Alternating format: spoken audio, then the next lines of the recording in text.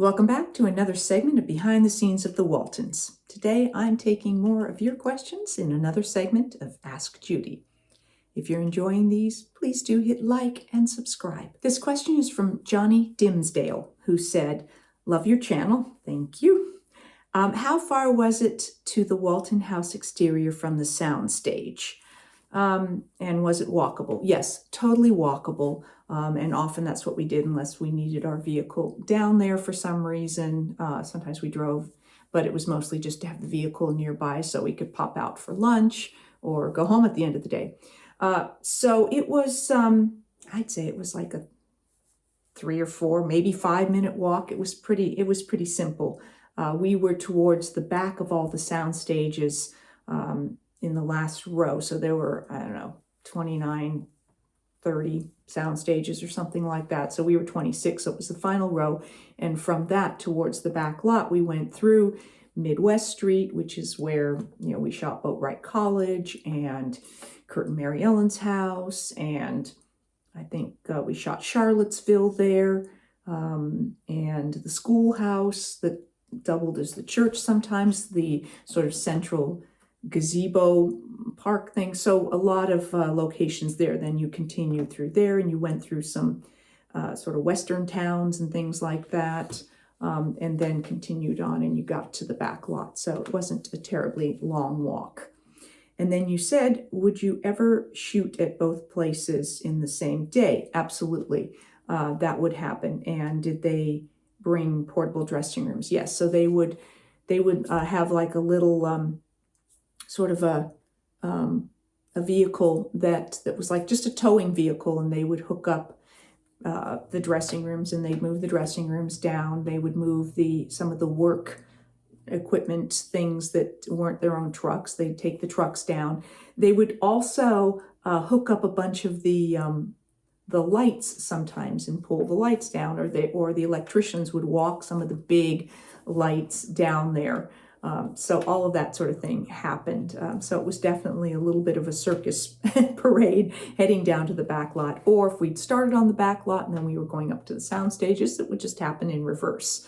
So they tried not to, split the days that way often, because it did take time to move the equipment. So if they could just have a full day on the back lot, they would, or if it was a full day on the sound stage, they would. But sometimes we had to make the move. And then it seems to me the Waltons were rarely on the Warner Brothers Ranch, so the kind of the Columbia Ranch, Warner Brothers Ranch, which was a couple of blocks away.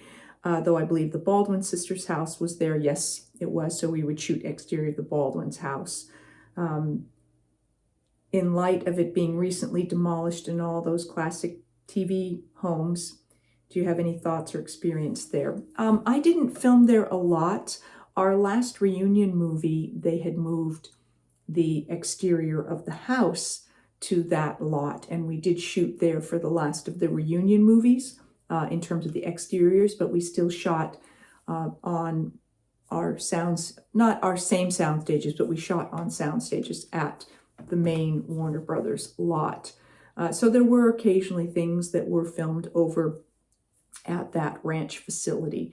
I just didn't end up there a lot for different things. A question here from Denver Adams, who said, could you remember and relate any times that footage was edited out due to time constraints that individual actors considered vital? Not really. I mean, if something was vital, they wouldn't have cut it out. They would have chosen something that you wouldn't have missed. I think vital things sometimes get overridden by commercials now when reruns are on, because they will just throw those commercials in, even if it cuts the end of a scene off or you lose a scene. Commercials take priority to pay those, those advertising bills. So it's a mixed thing. The costs go up, and so they have to throw more commercials in. Plus, I'm sure it's profit driven. But no, I don't remember that happening, that something vital was cut out. And were actors ever included in making editing decisions? Never. The only way an actor might have some say in editing would be if they were also a producer and had some sort of creative control over a show or over a film. If they were also the director So if Ralph or Richard directed, they might have some say in the editing. But it tended to be more the producers. And then, were you ever upset personally with any footage of yours that was edited out of the episodes? I don't remember in the episodes. I do remember doing other shows where I just went in as a guest and had scenes that were cut or parts of scenes that were cut. That happens when you aren't the priority, where your character is not the priority of a scene. And so that would happen where, but wait a minute, I had a whole scene there. It got cut, or I had lines that got cut. The scene got edited down. What happened? I was kind of in that, and now I'm not really.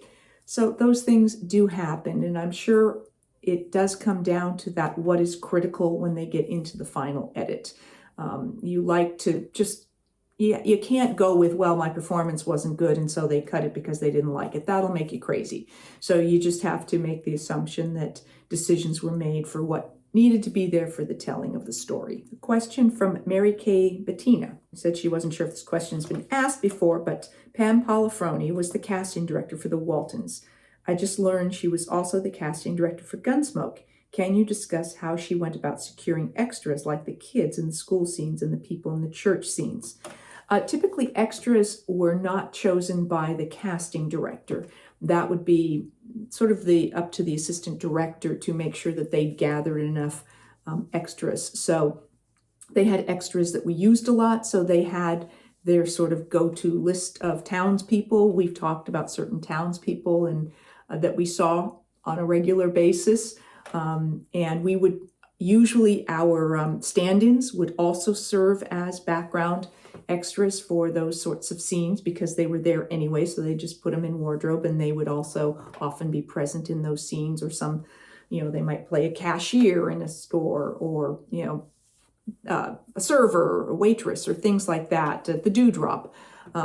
So those types of things happened. And then in the schoolroom, they knew who of us had brothers and sisters, things like that. So they would just kind of put that list together. So that was not necessarily a casting director job. And the process for getting main actors such as Michael O'Keefe and so many others who had a significant role in certain episodes or several episodes, like Yancey, to the main supporting cast, like the Baldwin sisters, Yancey, Sissy, the Godseys, and the Preachers, and have contracts for a certain number of episodes, or was it on an as-needed basis? So regular casting for roles like Michael O'Keefe played, or when the Baldwin sisters were originally cast, or Ep Bridges, that would have been a casting session. And so the casting director would have seen the script, would know what characters had to be cast, and then a list of those characters and a general synopsis of the character, what we called a breakdown of characters that had to be cast, would go out.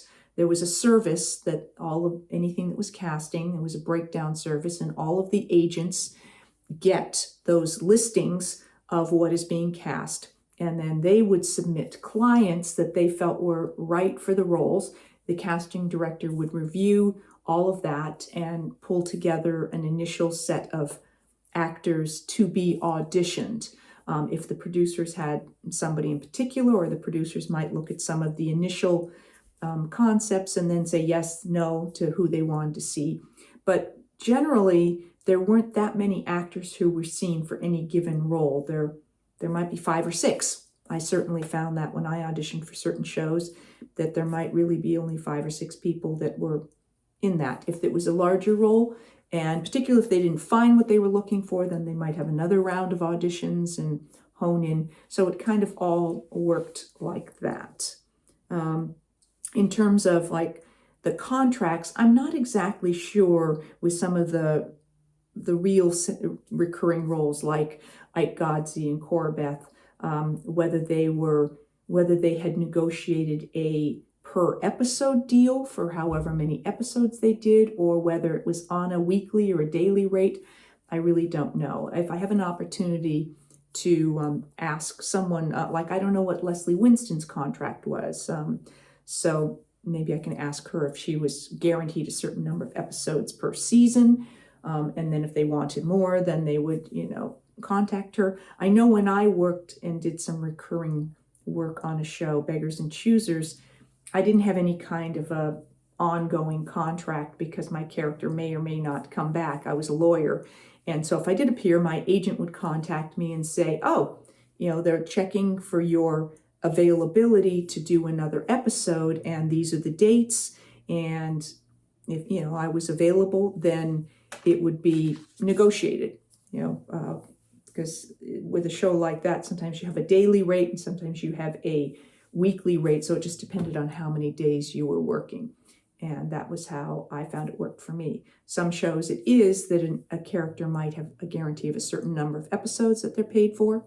And sometimes it might just be per episode. As regular cast, we were contracted for the whole season, basically. Thank you for joining me for this segment of Ask Judy. I'll be back with more behind the scenes of the Waltons and more Ask Judy. Thanks for watching.